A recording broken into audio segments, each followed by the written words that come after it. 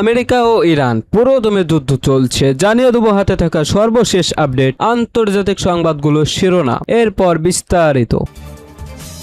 প্রথমেই জানিয়ে দেব, অচলাবস্থা কাটিয়ে ইরানের আন্তর্জাতিক ফ্লাইট পুনরায় চালু। আরও জানিয়ে দেব, যুক্তরাষ্ট্রের সঙ্গে সরাসরি আলোচনার প্রস্তাব নাকচ করল ইরান। আরও জানিয়ে দেব, পাকিস্তানের সেনাপ্রধানের সঙ্গে ইরানি পররাষ্ট্রমন্ত্রীর বৈঠক। সর্বশেষ জানিয়ে দেব, শীঘ্রই ভারতে আসছে রাশিয়ার সেনা, আরও যা আছে নতুন চুক্তিতে। অচলা অবস্থা কাটিয়ে ইরানের আন্তর্জাতিক ফ্লাইট পুনরায় চালু। দীর্ঘ অচলাবস্থা কাটিয়ে অবশেষে ডানা মেলল তেহরানের আন্তর্জাতিক ফ্লাইট। ইরানের আধা সরকারি সংবাদ সংস্থা মেহর নিউজ জানিয়েছে, শনিবার 25শে এপ্রিল সকাল থেকে তেহরানে ইমাম খামেনি আন্তর্জাতিক বিমানবন্দর থেকে পুনরায় কিছু আন্তর্জাতিক রুটে বিমান চলাচল শুরু হয়েছে। রিপোর্ট অনুযায়ী বিমানবন্দরটি সচল হওয়ার পর যাত্রীবাহী প্রথম ফ্লাইটগুলো ওমানের মাস্কাট, তুরস্কের ইস্তাম্বুল এবং সৌদি আরবের মদিনার উদ্দেশ্যে রওনা হয়েছে। এতে করে আটকে পড়া সাধারণ যাত্রী এবং প্রবাসীদের মাঝে স্বস্তি ফিরে এসেছে। এর আগে চলতি সপ্তাহের শুরুর দিকে দেশটির উত্তর পূর্ব অঞ্চলে দ্বিতীয় বৃহত্তম শহর মাশহাদের বিমানবন্দরটিও পুনরায় খুলে দেওয়া হয়েছিল। আঞ্চলিক অস্থিরতা ও উত্তেজনার প্রেক্ষাপটে ফ্লাইট বন্ধ থাকার পর এখন ধীরে ধীরে বিমান চলাচল স্বাভাবিক করার চেষ্টা করছে ইরান কর্তৃপক্ষ।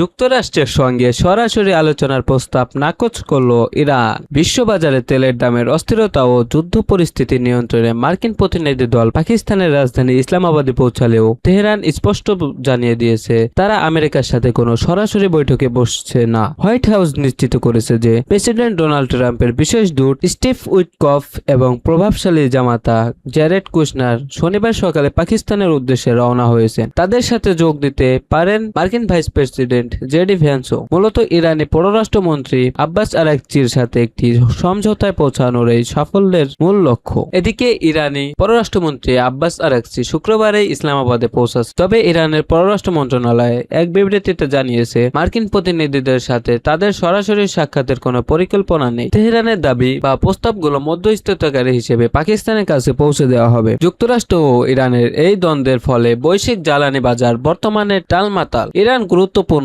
হরমুজ প্রণালী বন্ধ করে দেওয়ায় এবং যুক্তরাষ্ট্র ইরানের তেল রপ্তানিতে বাধা দেওয়ায় তেলের দাম কয়েক বছরের রেকর্ড ছাড়িয়েছে। 9 সপ্তাহ ধরে চলা এই অচলাবস্থার কারণে বিশ্বজুড়ে মূল্যস্ফীতি ও অর্থনৈতিক মন্দার আশঙ্কা তৈরি হয়েছে। মার্কিন প্রতিরক্ষা মন্ত্রী পিট হেগসেট সাংবাদিকদের বলেছেন, ইরানের সামনে এখনো একটি ভালো চুক্তির সুযোগ খোলা আছে, তবে তাদের অবশ্যই যাচাইযোগ্য উপায়ে পরমাণু অস্ত্র ত্যাগের ঘোষণা দিতে হবে। অন্যদিকে প্রেসিডেন্ট ট্রাম্প রয়টার্সকে জানিয়েছেন যে ইরান হয়তো কোনো একটি প্রস্তাব দেওয়ার প্রস্তুতি নিচ্ছে যা যুক্তরাষ্ট্রের দাবি পূরণ করতে পারে, তবে সেই প্রস্তাবের বিষয়বস্তু এখনো স্পষ্ট নয়। উল্লেখ্য, 2 সপ্তাহ আগেও ইসলামাবাদে এই পক্ষগুলোর মধ্যে একটি বৈঠক হয়েছিল যা কোনো ফলাফল ছাড়াই শেষ হয়। এবারের এই কূটনৈতিক দৌড়ঝাঁপ বিশ্ব অর্থনীতিতে কোনো স্বস্তি ফেরাতে পারে কিনা সেদিকে এখন নজর বিশ্ববাসীর।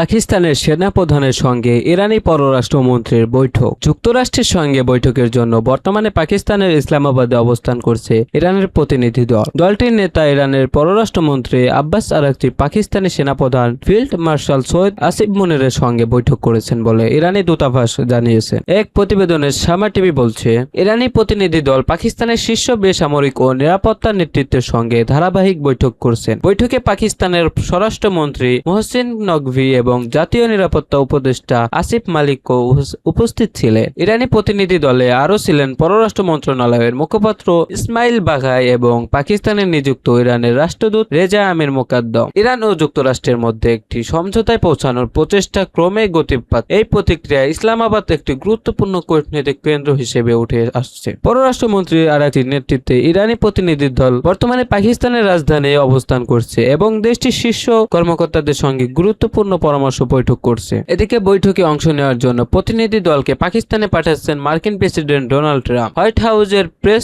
সেক্রেটারি ক্যারেন লেভিন বলেন, প্রেসিডেন্ট ট্রাম্পের বিশেষ দূত স্টিভ উইটকফ ও জ্যারেড কুশনারের ইসলামাবাদে আলোচনায় অংশ নিতে পাঠানোর পরিকল্পনা রয়েছে। তারা শনিবার সকালেও রওনা হবেন।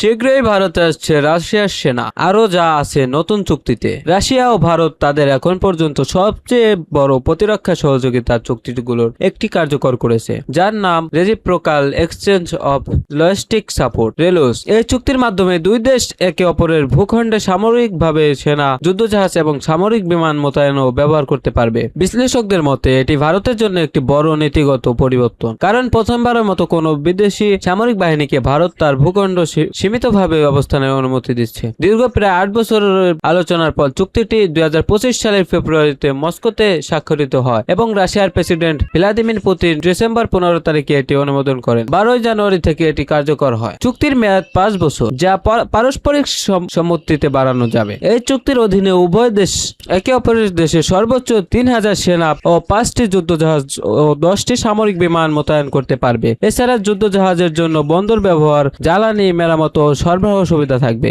সামরিক বিমানের জন্য বিমানবন্দর ব্যবহার, নিয়ন্ত্রণ ব্যবস্থা, জ্বালানি ও রক্ষণাবেক্ষণের সুবিধা এতে অন্তর্ভুক্ত আছে। এটি মানবিক সহায়তা ও দুর্যোগ মোকাবিলায় যৌথ সহযোগিতাও সহজ করবে।